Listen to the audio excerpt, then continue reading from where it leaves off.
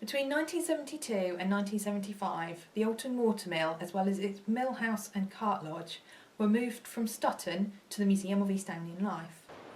Ipswich needed more water. The ideal place for a reservoir was in the valley near Stutton, near Holbrook.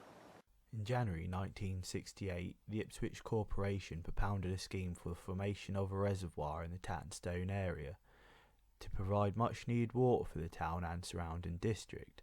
This involved the submergence of not only a large tract of countryside of outstanding beauty, but also a number of buildings, notably Alton Hall and the adjoining watermill and associated buildings.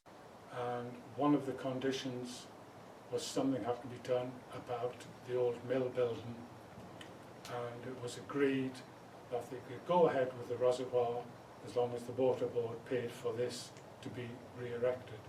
Fortunately, there was a museum willing to take it all on. It was really important for the museum that we were able to rescue the Alton Watermill and its associated buildings. At the time that Alton Watermill was offered to us, we had a trustee whose name was John Weller, who was an architect, which meant that we were able to draw on the skills and experience that he had.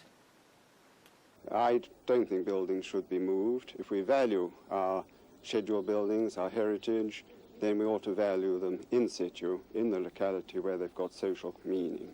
However, with the way life is today, we will find always certain social pressures for change.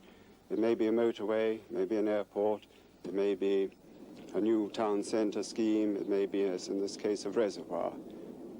Reluctantly, and I think it ought to be the great exception, you say a building must go. If it has to be demolished, you then ask the question, should we move it and save it and re-erect it? Norman Smedley, our director at the time, had a really key vision. He wanted us to be able to exhibit buildings from across East Anglia and to use them to tell local stories and to preserve our heritage. It was really important for the museum to be able to bring not just the mill, but also the mill house and the cart lodge. The mill tells a story which is really important, but doesn't work without the story of the miller. The miller is what brings that mill to life. So to have the mill house and the cart lodge, we were able to tell a very full story, and we were able to move all three buildings and position them exactly as they were on their original location. The museum was really keen that the mill should be able to be run as a working demonstration. Our visitors learn an awful lot by seeing history in action, and the watermill actually enables us to do that. We built the mill pond in order to be able to run the watermill. The mill pond was funded by the Friends of the Museum, and you would never guess to this day that that wasn't there originally.